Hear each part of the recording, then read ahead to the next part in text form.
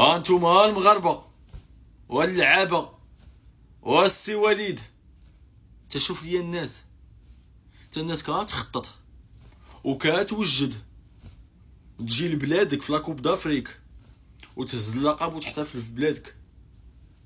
ياك ما كيصحاب ليك دابا نتايا هادو غيجيو غيضحكوا معاك وغينشطوا، ياك ما كيصحابك مصر والجزائر وتونس كوت ديفوار نيجيريا غيجيو للمغرب ويقولك اوه المغرب تبارك الله ولا زوين، لوطيلات اللي قسنا فيهم واعرين، التيرانات واعرين، اجي نعطيو المغرب لاكوب دافريك. تا والله لا حلمتي بيها، تا بربي هاد المنتخبات كاملين اللي جايين حلم مشروط، جايين كيلعبوا على لقب من حقهم، غيجيو غيتقاتلوا تاهم على اللقب، حاجه اللي عاديه وكنحترمها وكنقدرها.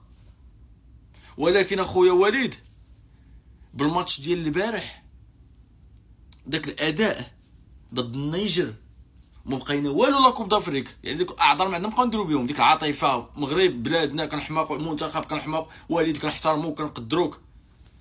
ولكن داك اللعب ديال البارح راه ما يدوزك حتى من دور المجموعات. الكلمه ديال بصح هي هادي، حاولوا داركم نفسكم، حنا راه ديما معاكم الجماهير المغربيه كنحماقوا عليكم وكنشجعوكم ومعاكم في السراء والضراء.